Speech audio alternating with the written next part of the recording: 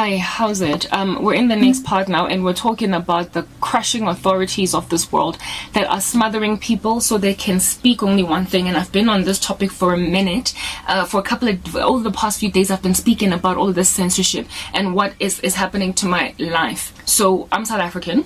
And so therefore, when people that come from my country move to other countries that I was kind of following or that I liked, and they move to other nations, I tend to follow them to find out what's going on. Are they doing well? And one person that I have followed, I guess ever since he left the country, is Trevor Noah. Trevor is my age. He was born in 1984 as well. I have been to some of Trevor's shows here in South Africa when he was still on the come up. There was a time when he came to my company to do a comedy skit, and I just fell in love with his craft. I've been a fan from as early as I could remember. His career grew, like I said, he's my age, so it's like we grew up together. And he went in the branch of comedy and television while I was growing, but I was watching his life. And my opinion of Trevor Noah has always been, wow, that guy is so smart, and his intelligence helps me understand politics better in a way that is very jocose, satirical, and yet accurate. He literally nails it. The South African government is ridiculous. It's been ridiculous for a minute, and Trevor Noah has been a spokesperson that is on the rooftops on a comedic spectrum against the South African government pretty much from the very beginning of his career.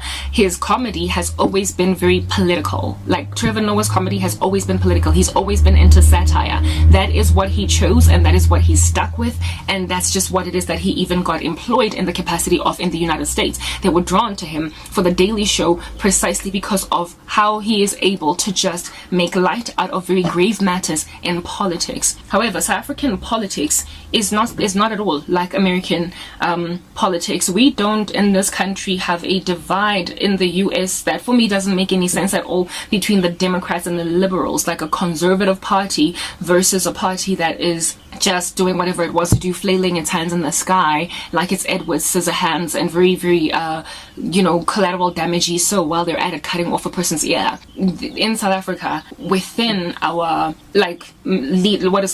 main sort of kind of ruling party, there are conservative ideals and liberal ideals. It's just a matter of which one, as you weigh things, do you mostly or largely subscribe to and so vote for. So you're not going to find this polarization between the religious in South Africa or the conservatives versus people who just, like I said, want to flail their hands around like Edward Scissorhands. As you can tell, I do have a bias towards more the conservatives than the liberals when it comes to the American agenda. But in South Africa, your biases or your apprehensions about a party hardly ever have much to do with how they feel about religious groups or old school ideals or principles about how to be.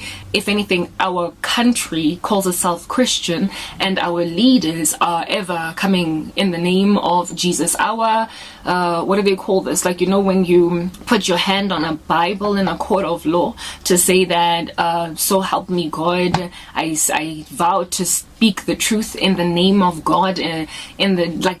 South Africa has not extracted that out of the court system.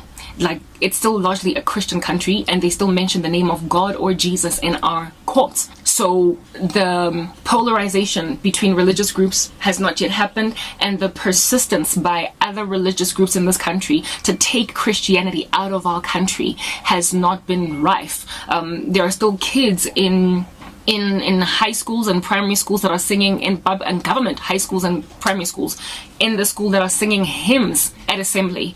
My younger sister is only 22, and so she was in high school just day before yesterday. She was in high school, and I remember we went to an award ceremony at her school when she was in matric, and we all in the hall started with the hymn, literally, and that is a government school that my sister went to. So we don't have this hammering down, petitioning, doing it by force ideal in this country to take God out of the schools and just make everything neutral, blank, atheistic, and people then get to decide.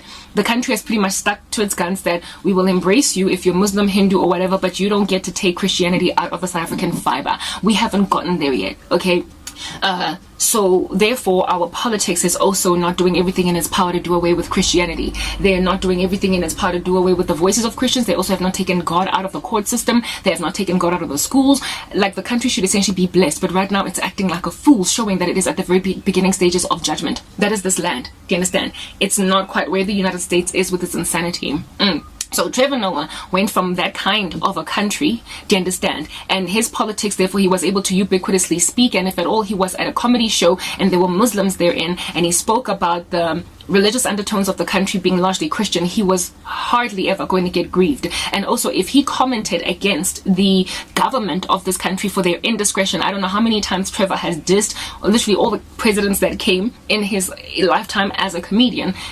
He has said so many taboo things to them, about them, and events that he was invited to, and like, for him it was satire, and his career grew. In fact, it grew so much that the United States poached him from us. He was able to thrive within his freedom of expression and be who he is. And how it is that he would make commentary against or concerning politics is in a way that we on the ground could resonate with. The issues with the voting in this country, the corruption of the government, the pushing, the throwing, the sliding under the carpet of issues that ought be spoken of. He's been making commentary about that in a very comedic capacity in South Africa, in a way that everybody who's anybody could respect him, whether or not they belong to the DA or however many parties in this country. There are many of them that are represented in parliament based on the voting ratios.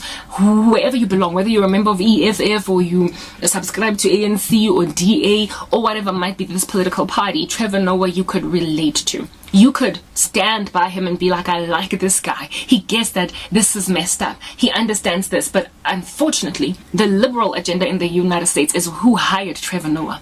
He got recruited by the Democrats. The Daily Show is largely Democratic. Do you understand what I'm saying? It's liberal. And so Trevor Noah was given an agenda. He was given a rhetoric. He was given propaganda. And he was told that you're going to have to fashion your jokes around this particular ideal. You don't get to be honest about how you feel about Donald Trump or Joe Biden or Hillary Clinton. You don't get to be honest about your apprehensions about the democratic movement and what they're doing. You've got to constantly pontificate the agenda of the liberals. Something that was just not his issue in South Africa. He got to be neutral. He got to diss the DA. He got to diss the ANC. He got to diss the EFF. He got to, like, Julius Malema. Anybody that he wanted to diss, he got to diss them. He got to be a comedian that was neutral. And then he moved to the US and he was told that whatever apprehension you might have with politics on the left in this country, you're going to have to bite it down, swallow it, and defecate it in the bathroom and leave it to be flushed down the plumbing and say no more. You're going to have to hold your horses. And Trevor Noah didn't hold his horses. However, initially he did. That is the thing about being a person with your own ideas and your own mind and your own freedom to communicate. That is what happens when a person like that is put in a position to choose a side that they did not subscribe to. When they can't be neutral, when they can't speak fairly and evenly on some kind of a balanced scale, that they're going to eventually, like a Freudian slip is going to come out of their mouth that pretty much communicates what they've wanted to say all along. And Trevor Noah has been doing a whole bunch of Freudian slips on The Daily Show for what I would say months now, because I stopped watching him. I used to subscribe to him, I used to follow him, I used to be a mega fan, and I broke away. I broke away because I stopped agreeing with him. I stopped seeing his neutralness.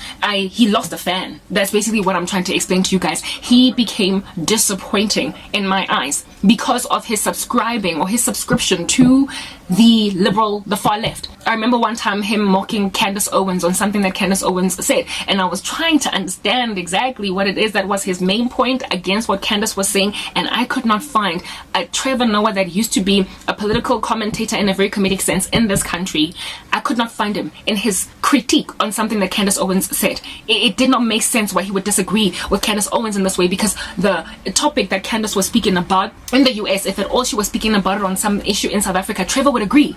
And yet here it is that he was in a vehement disagreement on The Daily Show, and I could tell that he was going against his better judgment. He was literally disagreeing within himself against himself, but he had a job and he got to keep it, and it would be rough if he lost it. Next part.